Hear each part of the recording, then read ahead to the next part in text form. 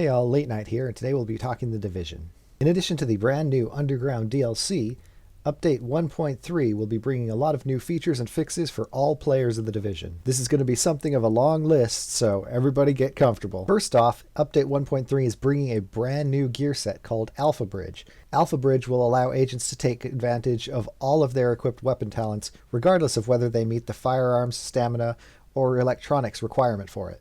I'm sure this is going to make for some interesting weapon talent combinations on builds that might not normally support them.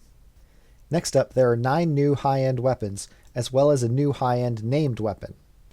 There are 3 new assault rifles, the military G36, the G36C, and the G36 Enhanced, 2 new marksman rifles, the Surplus SVD marksman rifle and the Paratrooper SVD marksman rifle, 2 new submachine guns, the PP-19 and the Enhanced PP-19, and finally 2 new sidearms, the X45 and the First Wave X45. Finally, the new high-end named weapon is the Showstopper, a full-auto shotgun which has the talent of becoming more accurate the emptier the magazine is. Additionally, Update 1.3 is going to bring Challenge Mode to the Hudson Refugee Camp and Queen's Tunnel Camp campaign missions. Finally, a Heroic Mode difficulty, which is one step above the current Challenge Mode difficulty, will be added to all main missions currently having a Challenge Mode, as well as all 3 incursions. 1.3 will also bring a few changes to the base of operations. The Terminal, a new area in the base of operations, has been added. The Terminal social space will be the gateway to the underground expansion, as well as housing several vendors. You'll also be able to travel directly into the terminal, essentially fast traveling into the base of operations. Also being added to the base of operations, the upstairs recalibration station will allow you to recalibrate a single talent using special weapons kits that are obtainable in-game. There are also several gameplay changes being made in Update 1.3, some of the more major ones being a new Dark Zone bracket will be added for 231 plus gear score. The player stash has been increased to 70 items.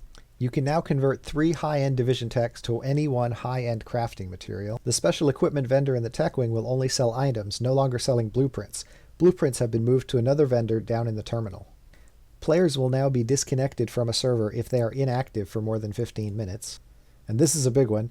You can no longer kick a group member during a boss fight and up to a full minute after the boss fight has been completed, as well as several others. Update 1.3 will also bring the much anticipated weapon rebalancing. Unique bonuses have been added to several weapon families which did not previously have them. LMGs will have an increased damage percentage to all targets out of cover, shotguns now have an added chance to stagger NPCs, and assault rifles now have an enemy armor damage bonus. Also, the innate perk on SMGs have been changed from a percentage critical hit chance to a percentage critical hit damage. This will require the critical hit chance to be increased using gear and other means, rather than being innately increased by the weapon itself. Also in the area of SMGs, the damage done by the AUG and the Vector will be decreased to bring them in line with the other SMGs. Additionally, the minimum accuracy cap on the M1A has been increased in order to increase precise calculated shots in line with the marksman rifle archetype. Update 1.3 will also be making a few changes to gear items. Going forward, every gear piece will have a set number of mod slots, which can't be recalibrated, and will be consistent on any armor piece of that type. The slots are as follows. Chest armor will have 2 mod slots. Masks will have 1, knee pads will have 1, backpacks will have 1, and gloves and holsters will now have no mod slots. However, holsters will always have a bonus to all 3 attributes. In favor of balancing, the Sentry's Call and Striker's Battle Gear gear set bonuses were also tweaked. Both gear sets' current 2-piece and 3-piece bonuses have been slightly adjusted, with a 5-piece set bonus being added to compensate for the decreases at 2 and 3. The loot system is also getting a change in order to bring it in line with the increased current gear score maximums. Finally, the UI has received a few visual tweaks. The base weapon damage value will be visible, allowing better comparison for weapons.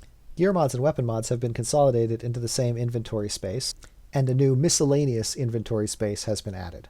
Finally, a whole lot of bug fixes are going into this update as well. For a comprehensive list of bug fixes and all the changes in this update, the full patch notes are linked below. Well, that's all for now, but if you enjoyed this video and channel, go ahead and give it a like and a subscribe down below to let me know. If you have any more thoughts, let me know in the comments. Catch you next time.